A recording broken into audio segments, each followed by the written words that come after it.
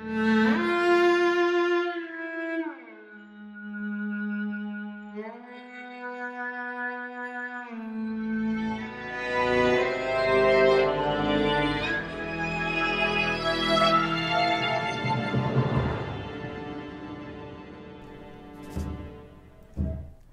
right, hi everyone. This is Brad Cummings from Chair. I'm here with Donald Mustard. How are you doing, Donald? Good. How are you doing? Good. Thanks for joining us this week.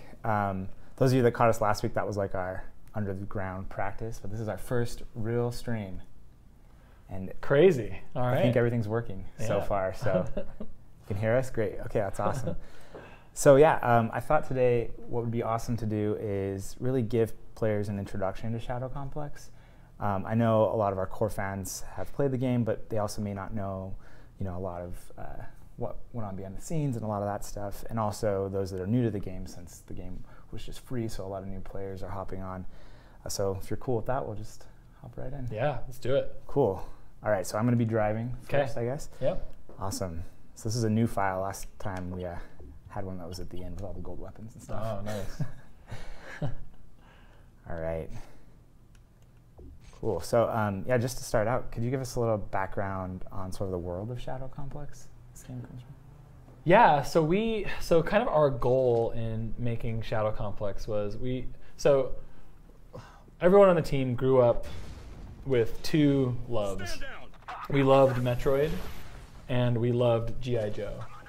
And we thought, wouldn't it be cool to take our love of this, this amazing non-linear side-scroller style of gameplay and mix that with our love of G.I. Joe and make something new out of that. And I'm sure we'll be talking a lot about the Metroid influence on the game, but the G.I. Joe influence is something we don't talk about a ton, which is we love the idea of in G.I. Joe, what I loved about G.I. Joe was the dichotomy between Cobra and G.I. Joe. And in my mind, it was always that Cobra was this super high-tech,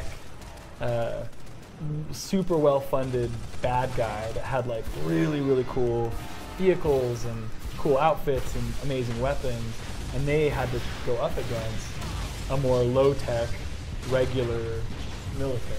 Right, and it was those two kind of fighting against each other that I thought was really super interesting, and we all did, and we thought, wouldn't it be cool to make a game where that was kind of our bad guy? Could we make a more modern, more realistic, with quotes around it, Cobra, and then pit someone against them who has none of that technology, none of those toys, and that kind of became the foundation for the story of Shadow Complex, which was this hiker who has some military background, but he basically starts off the game with nothing but his bare hands, and through stealing the enemy's weapons and using them against them, becomes the kind of the thrust of the story in the game. And we just thought that was cool, and was super inspired, obviously, by G.I. Joe. We look at a lot of the designs of the enemies in the game and the mechs and stuff. They're at least in our minds, were very influenced by those early '80s G.I. Joe Cobra designs.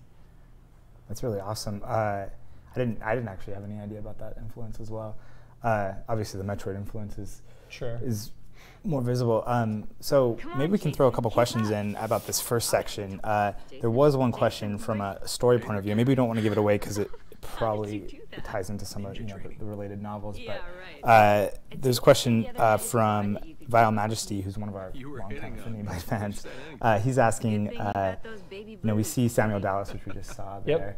Kind of what happens to him after that scene that we just saw? Can you reveal that? Or? Yeah, totally. Yeah, so I think Sam dies. He doesn't make it out of there. I mean, Lucius is not just locking him up in the suit, but I think releasing, we didn't explicitly show it, but in our mind he was releasing neurotoxins and stuff like that, and he is wiping Dallas out. And so basically the Omega armor that he has, that was kind of, it was part of the Restoration's plot. Sam was just totally kind of falling into kind of some of their conspiracy and what they were doing. So yeah, He's dead. Which sucks, because I liked him. I mean, even though we only get him for a brief moment, I like Sam Dallas. But again, we wanted to show that like, if you took, you know, whatever, our intent, I don't know how well it came across, but our intent was, you know, he's your typical super soldier action hero guy, right? He would be the guy, the leading guy in the movie who always saves the day, and he totally doesn't save the day, right? Not only does he not save the day, he gets totally killed. And to make it even more amazing, what Jason's able to do through the course of the game, right? That he's not, you know, that he is your everyman, and he's able to do what the action hero couldn't do and take down the restoration. So that was kind of our hope with that, was so that when you basically become like Sam Dallas later in the game, you feel even more powerful because you're able to actually succeed. Okay. It also feels a little similar to that sort of, I guess, Metroid trope of starting all powerful and then losing that. Yep. Can you talk a little bit about the Metroid influence? I mean, we even saw, like, you know, starting at the Jeep and going down the cave at the first is very reminiscent as well. No, we you know, there's definitely a lot of things in here. You know, we definitely wanted to be our own game, but we also, I mean, there's certain things, like, to me, like the way, I think the first one that happened was Super Metroid, right? So in the original Metroid, you don't start with anything, but in Super Metroid, you know, you start off in that space station where you have some of the stuff, and you know, and you have to face Ridley, and then you lose it all and kind of go to the start. We just thought, to me, that was just such a powerful memory to me as a child. And then if you look at like some of the stuff they did in Symphony of the Night, where you start with the powers and you face off with Dracula, like, it was just, that was a cool nod to Super Metroid, and we're just like, we have to have that in our game. And so that was, we wanted that opening sequence to not just frame and kind of set up the game, but to give you a taste of what was to come. And especially because people hadn't played a game like this in like 15 years, right? And while it's probably a lot more acceptable in 2016 to have a game that really starts off slowly, we in 2000, you know, when did this game come out? 2009. You know, we felt like we really had to start with a bang and show people the potential of what was coming beyond it being a nostalgic nod to Metroid. Yeah, well, I can't deal with that, okay? Games were like a bit different back then. Yeah. They keep evolving. Change your tune. Let's see, sorry, I'm just checking my notes here real quick. No, like even in some of this part, like right now, we are asking you for the first time. So far as you've been playing, you've been moving. Well, purposely we made you go left instead of right, because most games you go right if it's a side scroller. Right. And so right off the bat, we're like, nope. Instead of the tunnel leading you right, we're going to lead you left. So that already it was starting to mess with. Again, think a gamer in 2009 that grew up playing Halo. Right. We're already starting to try and mess with their expectations of what a side scroller were. Right. So going left is weird. And then here we give you a gun and we ask you to start going backwards. Go back through stuff that you already went through. Right. And it's not a ton. We're not really throwing it at you yet. It's a little more linear than the rest of the game is, but even still, we were trying to subtly start to change people's expectations for what this kind of a game could be, because our goal was not just to make a cool Metroid-style game. Our goal was, how do we reintroduce this genre that's been completely abandoned, and show people how cool this kind of genre can be. So there's a lot of subtle stuff we were trying to do in this opening series of events. I really like the way that, you know, when you do hit that first boss, you do prompt people to go back. I guess we'll see in a couple minutes. Well, yeah, I mean, that was one of the things that, some of that stuff went in right at the end, right? Because my style is always more like just imply and let people discover it all for themselves, and that's great. That's how it should be. But that was when we're like, no, let's literally be as specific as we can be and have an actual call out that says, hey, this is different than games you might be used to playing. Go backwards. You should have X of these. Yes. Go back and find some stuff. And that was great, because when we put that in, like, people started to actually do that. And once they got that taste for exploration, and they started to feel comfortable leaving the safety of the blue line, then it was awesome, and they got to share in our love of exploration in these kind of games. So it was cool. That's pretty awesome. Is there anything you can share with us about kind of the development process of the game, and how that came about? There's all sorts. I know there's a lot of stories. Specific question? What specifically do you mean? Just kind of, the makeup of the team. I know it was a pretty small team for, a game of this It was, scope. yeah, no. So Chair at the time, the first game that we made at Chair was a game called Undertow. It was also for the Xbox 360, and it was a 16-person co-op multiplayer battler shooter, twin-stick shooter. That was awesome. That game was amazing, and we made that game with 7 people. Okay. And so when we started Shadow Complex, it was that same 7-person team building Shadow Complex. I think by the time we launched Shadow Complex in 2009, the team was 9 people. So this game was made by less than 10 people, the whole thing, and which was kind of crazy. We loved the concept of this game so much, and it was just such a passion project for us. And we made it in a little under a year and a half from, hey, we should make a game like this, to it was actually out. A decent chunk of that was spent in pre-production in 2D. Probably the first, I don't know, let's say 4 or 5 months even. We didn't even do anything in the editor or in the game itself. We early on, like when we sat down and we said, well, how does someone even make a game like this? How do you even make a non-linear side scroller that's all based on getting these different power-ups that allow you to unlock different parts of the world? And it felt like there's no way that we could develop that ad hoc and be like, make level 1, then make level 2. Right. Like we had to know where everything was from the start, which meant we essentially had to design the whole game from the start. And so we came up with this basically very elaborate paper version of the game that we built in Adobe Illustrator, which is basically just a 2D program, and it allowed us to, we just basically mapped out the whole game. And it took us months to do that. And we would play through, with these little pieces of paper and these little action, these little like stick figures we'd cut out, and all the measurements of here's how long it takes to activate hyperspeed or how high you can jump. And we would basically debug the game as we were going. Like an example like this jump that you're at right here, we even had little, like I look at that crate you're standing on, and to me, that's a 2x2. I call that in our language of the game, that's a 2x2 crate, and the ones next to it are 1x1 crates. And that jump height right there between where you're at on the floor to that crevice on the ceiling is 5 units tall, right? Okay. 4 units for below it, and that 1 unit you're grabbing onto now.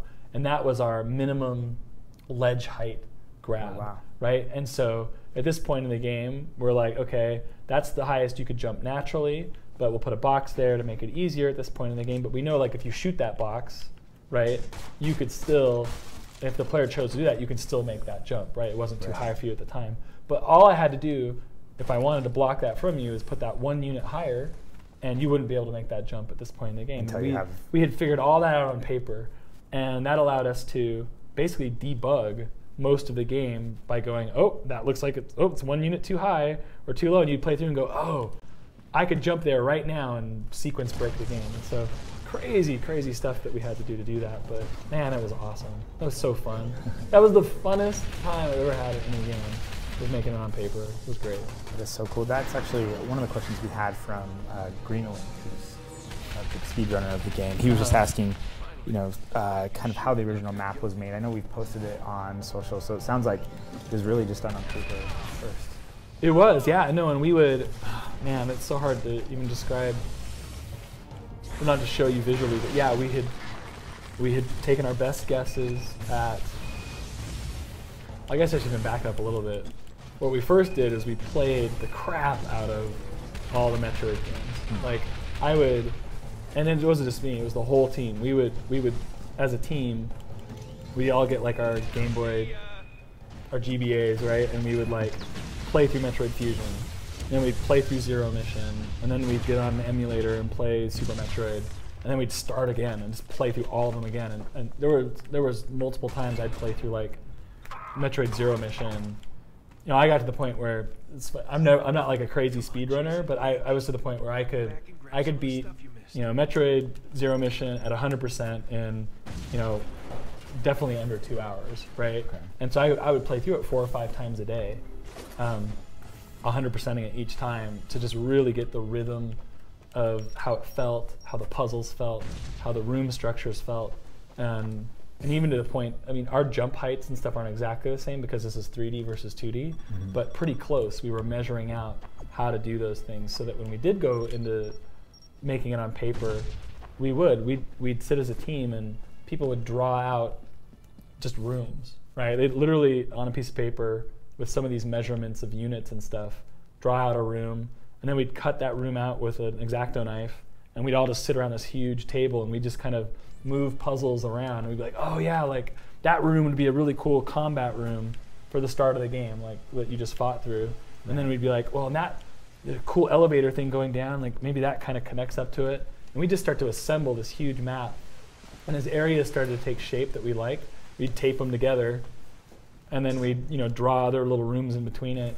And as we kind of thought an area was kind of solid, we'd go into Illustrator and actually design it in there, and then still move stuff around. And so it just was this very slow, gestural, non-linear process of creating this map. And then we kind of stuck to it. Like, the Illustrator map isn't 100% accurate to the game because we changed some stuff, we cut some stuff, we added some stuff here and there, but it's probably 85% accurate to what the final product was, so it's pretty close.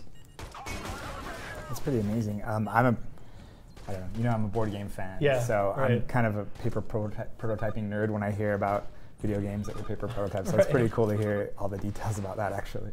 Well, I think prototyping is hugely important in designing a great game, and you know, I wouldn't paper prototype every game, because not every game needs it. But Shadow Complex definitely needed paper prototyping. Infinity Blade didn't. It needed a different process. Spy Jinx, what we're working on now, definitely needed a paper prototype for what we were doing, and we did. And it was a different kind of paper prototype than this, but I think it's hugely valuable to. The more you can understand the fundamental of the game you want to make before you are locked into making expensive things like actual gameplay, the better your game's going to be, I think. That's pretty cool to hear. Sorry, my mic is diving away. That's pretty cool to hear. So I forgot to mention earlier, if people are watching live, they can post questions on Twitch, and those that post questions have a chance to win this very hat, which I've been wearing, but just for a few minutes. So. Sweet, with your sweat and everything. That's right. They could probably clone me, I think, if they wanted to. So that's awesome. You get a hat and a future clone. If needed, that's awesome. Once that's socially acceptable. So. Once we figure out life rights. Yes, awesome. So I'm trying to see if there's any questions here that we've got. Some people are asking, and I'm guessing I know the answer to this question, but what's your favorite mechanic in Shadow Complex? Oh man. That how can I answer that? It's like choosing a child. Yeah. No, I mean, so obviously, I mean, I love like the big stuff. You know, I love like I think the foam gun, right, is obviously one of the more innovative inventions. You know, and I think it's so awesome that the way you get to play with that and utilize it. I think like the friction dampener, like I love, like, to me it's a lot of like the details we were able to put in. It's not that we were able to make a power where you run really fast. It's more like how we were able to make it function for the player, right? Where, you know, we were playing around with it and we're running and it was fun and we're like, oh, and then we hit water and you dive, you stop in the water and we're like, no, that's not cool. What's cool is you're going fast and you should be able to run across the water. And the fact that we were able to say crazy stuff like that and then actually get it to work so that it just feels like this really empowered thing, that is awesome to me. I love. You don't have it yet, but I love that when you get like the ground pound, being able to do like a triple jump, and then pound way down through like some shaft and blow up a bunch of guys. I don't know. So how can I have a favorite? Like I don't remember what we called it, but like the helmet, like that was one of our favorite last ones we put in, because I love like in movies when sometimes like the hero comes into all their power. Like to me, one of the greatest moments in film is when Neo, all the agents start shooting at Neo, and he just like is like, ooh, and all the bullets stop, and just the idea of like the hero being able to walk slow. We're like, what if we made a power that encouraged you to walk, right? And so that actually probably is one of my favorite ones, even though it's subtle. Is we give you the power where as long as you're walking, you're invincible. And so the best way to play the game is to just walk everywhere and then just punch everyone through the walls and through the stuff, and you just basically get to walk like you're like, the baddest mofo around, right? And you're just like all slow walking, tough, and then you just punch guys.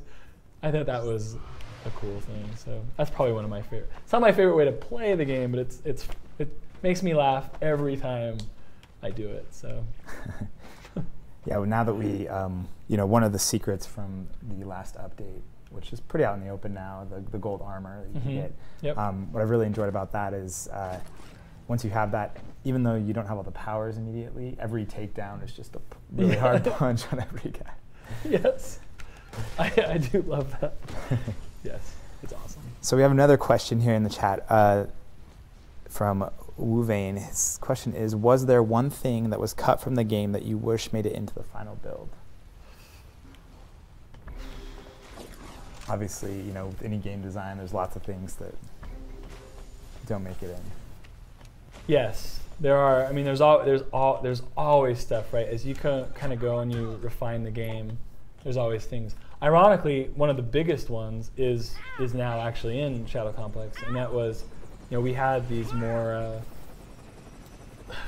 grandiose ideas for what doing a melee could be, other than just going up and hitting a button. We thought, even like you could have done right then, like we just loved the idea that what if you could like be hanging on a ledge and like drag a guy off of it, or stuff that was more contextual. And that was, as soon as we finished Shadow Complex, that was like one of the first systems we started working on for Shadow Complex 2. And I think, at least for me, like really adds to the flavor of the game and makes it, again, just feel more. One of the things we always talk about for Shadow Complex specifically is how can we make a more fully integrated experience, like so that everything works with everything else. That if you foam a guy and then put a grenade into it, it does something cool, or that it's contextual to what you're actually doing. And so I was really sad that we weren't able to develop the melee system further. And I'm really, really happy that it's in now. I wish I was on a boss so I could show it more, but yeah. No, it's okay. Probably the other, and again, it's hard, right? Because now that I've played Shadow Complex in its finished state, I don't think I would actually change anything. Like I really love the game for how it is. That said, early on, in our paper prototype, our idea was that like that was awesome. That was pretty cool. Like that's so cool. The system just did that, and because it understood the height ratio you were at. Oh man, that's cool. So in our early prototype, Gennesaret. So there's the two lakes, Chinnereth and Gennesaret, and in the original paper prototype, Chinnereth, the lake that drains, didn't have a big airship in it. It just drained and there was more kind of basin there. And you would drain the lake at a different part in the game just to get more access to that area. And under Gennesaret was where the big airship was. And we had a whole other bigger area designed in that of where you get the triple jump. Like where you get the triple jump now is like a very shrunk down version of what we originally thought. And what we were going to have you do is that you actually would go into the ship, into the ship, and you'd be going through that. You'd eventually get the triple jump, and it'd be this area that you explored. and then you back out of not realizing it was actually an airship. Oh wow! And then the end boss section would be that it would take off, and then to actually blow it up, you'd have to go back in the ship and actually like fight through a level in the ship and then blow it up from the inside. And we thought it'd be so cool to it'd be like this retraversal of a space you'd already been, but now you see it differently because you're like, oh my gosh, it's a ship. But we just ran out of time, so we cut it. So one question I wanted to ask you is just, you know, like you mentioned earlier, the game is inspired by Metroid series and G.I. Joe, which I just learned today. What are some of your favorite games or characters from that series that really made it in here or inspired choices? All right, that's a good question. So I do. I really love, like, I think Metroid, and I think this now because I've played them all so many times and I love them all desperately. I think I'll always have to say that Super Metroid is not just my favorite Metroid game, but probably my favorite game of all time. Okay. Just because it had such a huge impact on me when I played it, when it first came out, and in all the subsequent times I've played it. That said, I actually think probably Metroid Zero Mission is the best Metroid game because there's just so much nuance to it. I think it took like all the lessons of Super Metroid. To me, it's kind of like the culmination of all of the lessons of the 2D Metroids, and it's kind of all fused together in what I think is such a perfect expression of this type of genre. You don't need to blow it up. You just move it on. It's all good. Ever since I saw Orlando, one of the guys that worked on it, do that. Throw a grenade. I have to. But it's stuff like that. That's the stuff that I'm so proud of, right? Like to be able to sneak in so many like little Easter eggs and things like that. And again, it's all part of how do we make it feel more integrated. That if someone was crazy enough to be like, what happens if I throw a grenade in there? That something would actually happen. Right. That it wouldn't just be like any other game where it just nothing happens. An invisible wall. Yep, exactly. So I think Metroid Zero Mission is probably what I would consider currently. Come on, Nintendo, give me something. But currently the best Metroid game. And then G.I. Joe. Oh my gosh. So I'm like a huge to me it's all about Cobra. Like I hardly ever bought the G.I. Joe guys, the actual good guys, when I was a kid because they all looked like normal. Well, other than Snake Eyes, right? I gotta have Snake Eyes. Like I like the guys with the masks, which you'll see my strong preference towards bad guys with like face masks and stuff like that. Like to me, like I loved like Destro, and like to me Destro is one of the greatest characters ever, and I loved like all the different Vipers, like all the different guards, like the Crimson Guards and like the Iron Grenadiers that were like Destro's guys, and like just all the super cool designs. Like I loved like the bats. Like to me it was like all the cool Cobra troopers were by far my favorite. If I had to pick a favorite, one of my favorite toys growing up was the Alley Viper, even though he has a dumb paint job because he's orange and blue. But he looks like this cool tech ninja guy. You guys should go check it out. And Strato Viper. He was this awesome looking guy that had this cool like space jetpack thing, and he was super cool. So no, that's not Strato Viper. Strato Viper I think is who came. Anyway, I'm getting some stuff messed up, but so don't like totally troll me on doing right. Strato Viper I think is the guy who flew like the SR-71 Blackbird. He was awesome too. So anyway, it's cool. Yeah, I kind of missed that era, but yeah, that's right. You're too young. No, the 80s were the best.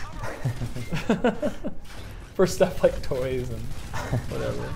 Yeah, we just featured on Instagram.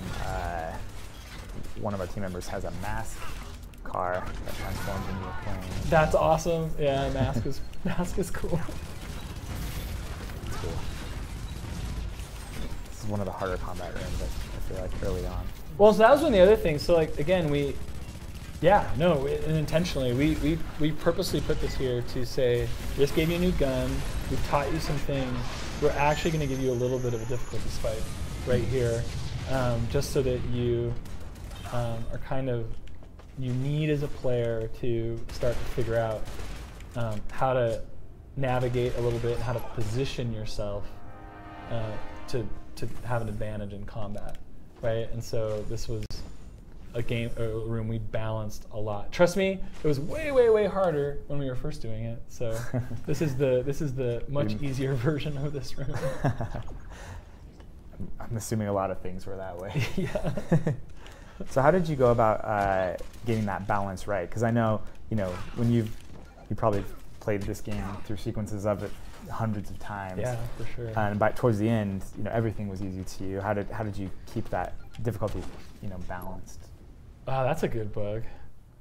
It's all good. Oh, though. He's hanging there. Well, no, it's worth it. No, that's good. Like to me, I actually love that stuff. And in fact, he's trying to get up. He went away. He will. We actually put that in because we're like, we could get ragdolls in these crazy places, and we're like, we got to add in a system where if they get in like crazy spots that they'll start to like twitch and like like stuff. And so we added that. Again, that's what I love. I love a lot of the little details we were able to sneak in. Balancing is always hard. And a lot of that is because knowing or deciding the kind of game you're making. With this game, we specifically said that this game is about exploration and combat. And so it's not about combat and exploration. And so we very much said we are going to balance it to be a little easier in the combat. We weren't trying to make some very super difficult, tactical, precision-based combat game. We thought it was more fun to be a game that's ultimately about exploration and then give you tools to make the people you have combat with, making them die look really fun and cool.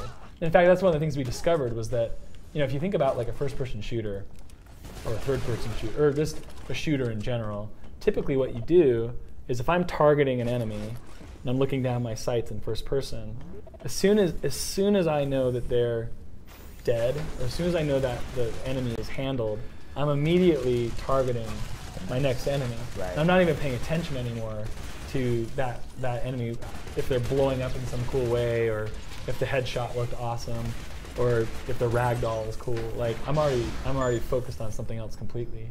Whereas with a side scroller, that's not the case at all because it all is happening on screen. And so we discovered, and we thought at least, it was super cool to watch guys after they die, and it was super cool to see a guy like fall over a railing and down a shaft or something, and you would never really see that in a typical shooter. Right. And so we said we're going to invest more in our combat system in making guys blow up and die in a cool way than in actually making them super hard to kill. Right, so because it's more fun the other way, and so that's why so many of the powers are focused on blowing stuff up and punching stuff far, right, just to really accentuate how fun that is. That said, I mean, we still have insane mode where we can definitely ratchet up the difficulty and make it a hard shooter if you want, but we definitely tried to balance it way the other way, which typically means that's why it's you play it till it's easy for us, and then that's your insane mode, and then you just turn it into That's pretty funny. So while we're in kind of a story section here, you know that you got to work with Peter David on the story for this game. Can you tell us how that came about, being able to work with him? Oh man, that's so awesome. That's like still like one of my dreams come true. So in addition to really liking G.I. Joe, and in addition to really liking, I guess I'm just a nerd, right? In addition to liking video games, I grew up with a deep love of comic books. I mean, even to the point when I was younger where I thought I might be a comic book artist, not a video game designer, right? And one of my heroes that I grew up reading was Peter David, which actually is interesting. So Peter David, one of probably the more influential comic books on me growing up, beyond like The Dark Knight or some of the Chris Claremont X-Men stuff or the Larry Hama G.I. Joe stuff, was the Infinity Gauntlet by Peter David. The Infinity Gauntlet is essentially the Marvel movies you guys are going to be seeing over the next couple of years, like the actual Infinity Stones and Thanos and the gauntlet he's trying to get to have all the jewels in it. Peter David wrote the big original story that brought together all the Marvel universe to go try and stop Thanos from. Well, I won't spoil the story for you in case that's what they follow from the movie. But it was awesome, and it was like this crazy, crazy, amazing book that totally changed the way I looked at comic books. Peter also was really influential in a lot of the Wolverine comics that I read growing up. Like, so X-Men was starting to be big, and they started, I think in like 1988, they started this Wolverine series that was written by Chris Claremont. But about 10 issues in, Peter David did this 6-issue arc that was basically Wolverine Indiana Jones, and it was still, I think it's called like the Gehenna Stone Affair. Not that you guys care, but if you go check out, like, I think it's like Wolverine issues 11 through 16 probably, or 10 through 16, and it is one of the coolest comic book stories I've ever read. And when we were thinking of how we could write the story for Shadow Complex, we just kept thinking, oh my gosh, Peter David would be perfect for this type of thing, the kind of stuff he writes. And we made this dream list that he would be on it and work on it with us. And we're like, yeah, right, no way could we ever actually get Peter David. He's Peter David. But luckily, at Chair, we have a secret weapon. And that secret weapon is Laura. Laura Mustard, who I happen to be married to, but before I was married to her, she's this brilliant publicist / businesswoman who can find anyone anywhere and convince them of anything. And Laura, took on the challenge. She's like, I can find Peter David. And she, through some of our contacts at Marvel and through some other stuff, she was able to actually track down Peter's home phone number. And the weird thing was, Laura was looking at the home phone number. She's like, wait, this number is like kind of close to my phone number. And it turns out that Peter David lived down the street from where my wife grew up in Medford, Long Island.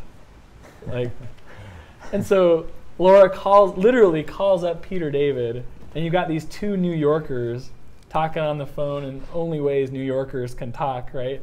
And by the end of it, I mean, I can hardly even understand their accents, but by the end of it, Peter's like, sure, and I'm doing it so bad, but he's like, yeah, I'll come meet you guys, and and so like he like gets on a plane and like comes and meets us, and I think whatever, we took him to some sweet Italian restaurant, and we talked for hours and hours, and by the end of it, Peter was like, I would love to write this thing with you guys, and it was such a cool experience. And I think he brought such a cool, more comic booky tone to the game, which was, whether you like it or not, that's what we were going for. And so I think it was really fun, and he still remains a really good friend today. And it's just so amazing to be able to work with some of these really talented people from different mediums.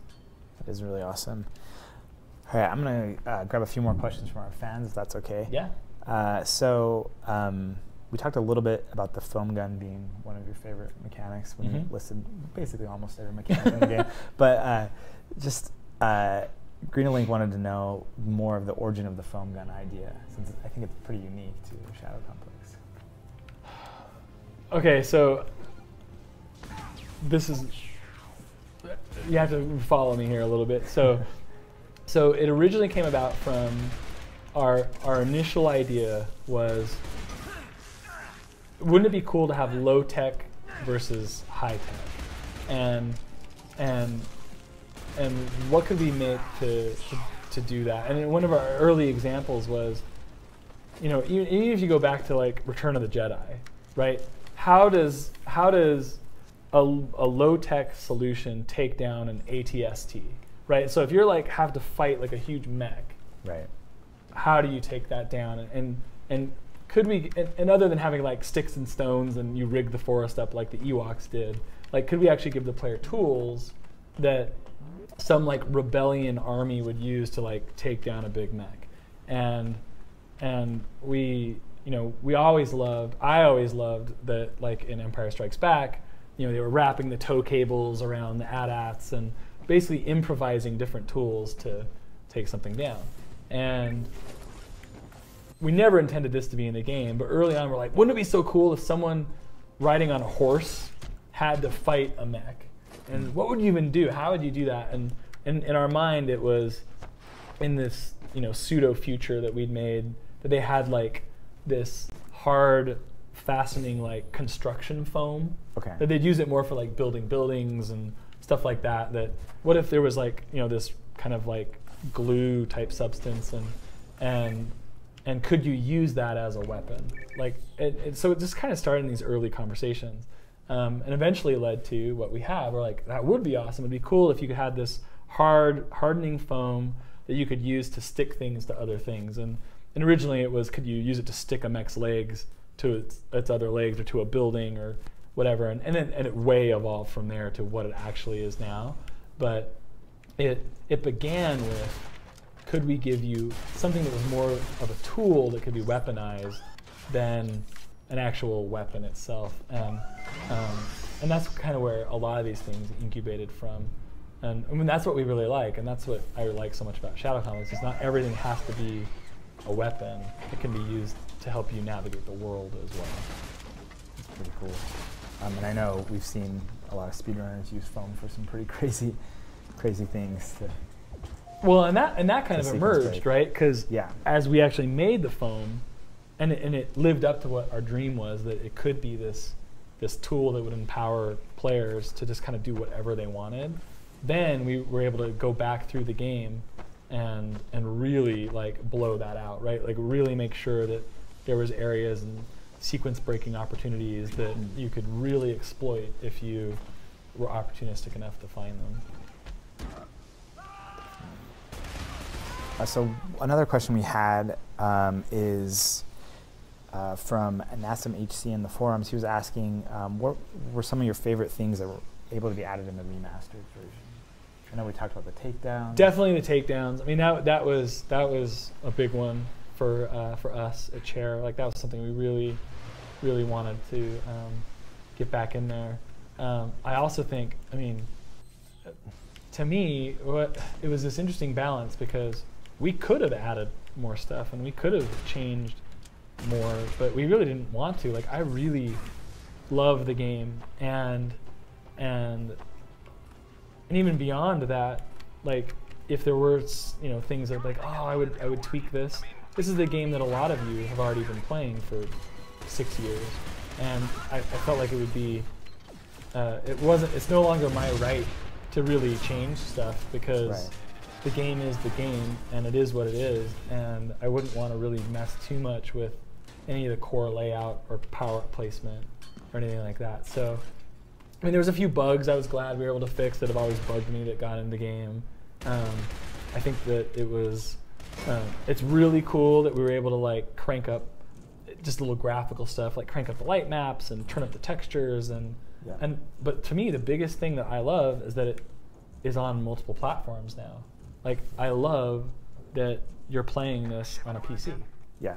And that soon you'll be able to play it on an Xbox One and a PlayStation 4 and even other platforms, right? And I love that we were able to get it to even playing it with like a mouse and keyboard feels really authentic and still feels like the Shadow Complex experience. And that was a lot of work to get that to work up to our standards, but I'm really happy that this could go to a bigger audience of more players. Definitely. Cool, so maybe just a couple more and then we can call it good. So if you are watching and you want to get a question in, ask now. They're talking about some stuff, but nothing that's directly about us right now. Talking about a TV show that maybe we need to check out. But he kind of wanted to know, Greenalink also is a big speedrunner, he was curious what the process was behind actually putting in sequence breaking. Like there's a certain thing that happens early in the game that there's a way to make a pretty big sequence break that was built in. How did those decisions come about? Like, what was the genesis behind what was really cool, so one of the great things about Shadow Complex is we worked with Microsoft, was the original publisher of the game, and one of the kind of creative and design executives at Microsoft is this who's still at Microsoft today, is this guy named Ken Lobb. And Ken Lobb, if you don't know who he is one of the luminaries of the game industry. And he was at Nintendo for many, many years. And in fact, he was at Nintendo during the development of Super Metroid. And I and several others at Chair, about 6 months before Shadow Complex came out, had the opportunity to sit down with Ken for a full day at Microsoft. And he sat with us, and he was a big fan of Shadow Complex. Obviously, he loves Metroid-like games, and he was playing through the game and was loving it. But he's like, I want to sit, if you want, I'll sit down with you and give you all sorts of secret insights into stuff we did on Super Metroid. And that was one of the more fascinating days of my life, because he was able to, through Shadow Complex, say, we ran into this kind of issue and this kind of thing, and here's some tricks that we did to make it even more compelling. And I won't tell you all of them, because some of them are, just really awesome secret sauce stuff that is just little subtle stuff that is just in the feel of the game. But one of the big things he recommended to us was not just to encourage sequence breaking, which we were already doing, but to put in a few big, naturally designed sequence breaks like the one that's near the start of the game, and to allow for some of that to happen.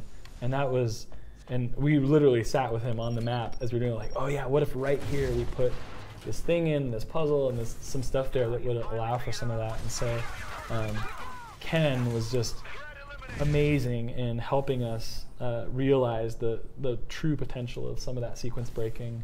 And I owe him a lot for that. He's so awesome. I love you, Ken. Cool. So maybe just one last one. Let's see. I'm trying to think about this one. Yeah, let's grab one from here. Sorry. We have a few story questions, but so this is one question. I don't know if you can answer this one, so just let me know if you can't. But this is from Vile Majesty. He says that he heard that potentially Shadow Complex and Infinity Blade are set in the same universe. Is that true? Well, I mean, the Omega armor is definitely in Infinity Blade, right? I mean, that's something that you guys have all played and know. I mean, to us, it's all like, they both take place on Earth, obviously in very different time periods and time frames. So I certainly think there's that potential, but at the same time, I think we love the idea that there's lots of awesome stories happening in our different games, and these two happen to both be set on the same planet. So I wouldn't say that they're not connected. So I don't know. You guys tell me. Do you think they are? That's really funny. All right. Well, I think we have one last one, but I don't know. It's a really great fit, but yeah, I think that's pretty good. Anything else you want to tell us? Any little stories maybe that we? That was a lot of stories. I mean, there's lots of stories, but really it's just, I mean, more than anything, like every day I'm grateful for, well, many things, but I'm super grateful that I even had the chance to make a game like this. Like, not everyone gets to work on the game of their dreams, and this is the game of my dreams. Like, this was definitely, a situation where if you could make anything you want, this is the exact game that I would make, and I feel so lucky that I got to make something that I just loved making, and that the team loved making, and that the result of that was something that people actually like playing. And so thank you guys so much for playing this game that means so much to us, and for continuing to play it, and for caring enough about it that we could actually even do this remastered version. So yeah, just so grateful. Well, thank you so much for joining us today. Yeah, of course. And watching me play. I think I did pretty well. Yeah. A few times. No, you're good. You're fine. I mean, a really good player would have already beat the game like twice by this point. That's fair. Yeah, we've been here like 40 minutes already. Yeah, so like probably 6 times then. But that's true. So you're not quite there yet, but I'm gonna keep working. We'll get them there. Do a few more of these, and you can try and speedrun it. Cool. Well, thank you guys so much for tuning in. And am I too high? Oh yeah. And make sure you, if you want to enter to win the hat, you can also tweet at us with some questions. Maybe we can answer them on Twitter. So let us know, and we'll get this hat sent out to someone. They're cool hats. Pretty sweet. They're really comfortable. So I grab a new one every week. No. Well, thank you again so much. Yep, of course. Cool. Thank you. See you guys next week. Bye.